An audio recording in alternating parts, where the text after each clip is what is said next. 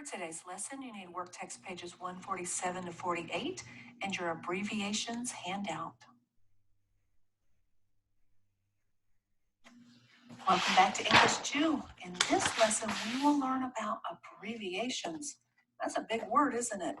But big words are okay. And I believe that you can challenge yourself to learn them.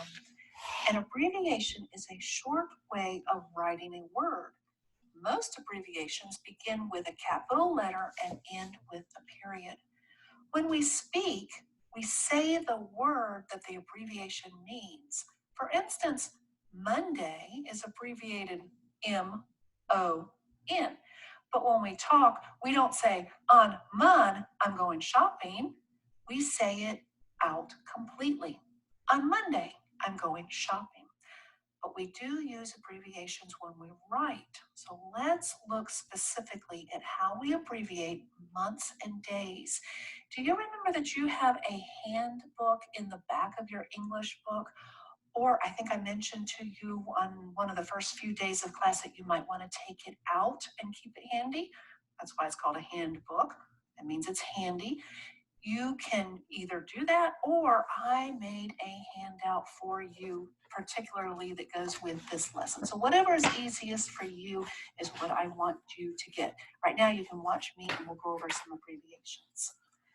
Okay, on our handout we have like the days of the week. Here's the days of the week, and then notice how they are abbreviated. And I was noticing one thing I like to do, and this is why I noticed that, is I like to underline the letters that make the abbreviation over here. So see, M-O-N, and then T-U-E-S. So if you keep doing that, it looks like most of the abbreviations are the first 3 or 4 letters of the word, and then obviously always have a period. The months of the year, look at how they are. Jan is J-A-N, Feb. I think all of those are the first 3 until you get to September. That uses 4, and then again, it goes back to 3 there. Now, why don't we abbreviate May, June, and July? Since these months are already so short, we don't need to make them any shorter. We said that abbreviations begin with a capital letter. Why would it be important to place a period after each abbreviation? Well, that is the way to show that part of the word, some of the letters are missing. I do want to tell you something else. Abbreviations are one of those things in English that tend to change more quickly than other parts of English. Computers sometimes use different abbreviations for days and months than what we are learning. They may only use 2 capital letters and no period. Also, when you grow up and get a job, your company may have its own rules for abbreviations. Or when you go to college, your teacher may have a rule book that is a little bit different than what we're learning. But that is okay.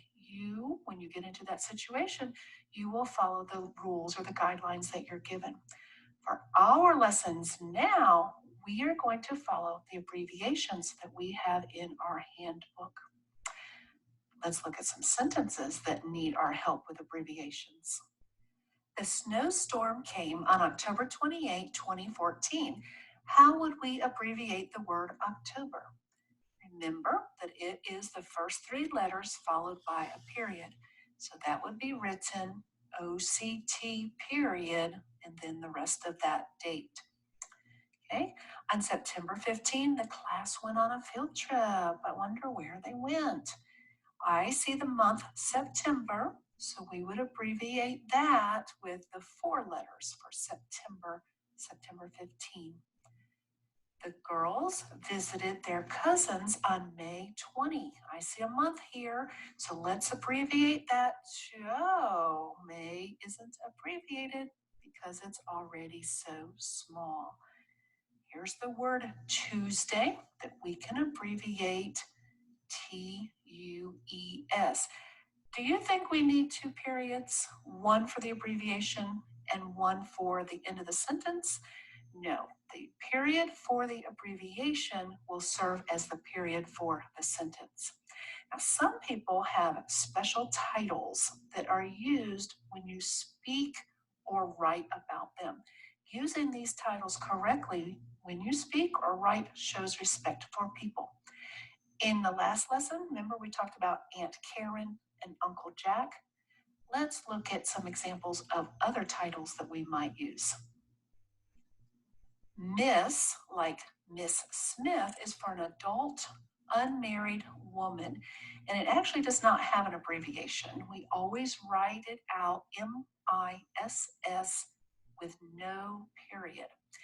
Next, we have Mrs., or sometimes we pronounce it Mrs., like Mrs. Chow or Mrs. Chow. And Mrs. refers to a woman who you know is married. We say Ms., like Ms. Green, when we don't know if the woman is married or not. And here are a few more. Mr. refers to an adult man. We would write it MR period. Doctor refers obviously to a doctor. Notice that we say, when we say this person's name, we say Dr. like Dr. Brady. We don't say Dr. Brady. And then Reverend is abbreviated REV period, and that's talking about an ordained preacher or minister. Now, let me ask you this. How do all of those abbreviations begin? I see that they all have a capital letter and they all end with a period there. Some titles, like Uncle and Grandma, do not have official abbreviations, though I know some people call their grandma G-Ma, like the letter G and then Ma. Let's look at some sentences. Jax made Dr. Page a gift. So we've said before that DR period is the abbreviation for doctor, and we would say the word doctor all the way out. Jax made Dr. Page a gift. Mr. Lopez works with my father, and we pronounce that MR period as Mr. Did Mrs. Wong go to New York? We pronounce Mrs. MRS period Mrs., or a lot of people put the Z sound in there, Mrs. Wong. Here's something interesting that my grandma told me. Many, many years ago, young men, usually boys, who were about 10 years old or younger, were often called master instead of Mr. So when my grandma would write a letter to my brother when he was a little fella, she addressed the letter to Master Scott, and then our last name was Michael, so Master Scott Michael. After boys turned about 11 or 12, this is what my grandma told me, then they were called Mr., and you could use that abbreviation, MR period. I thought that was interesting. Let's look now at our work text page.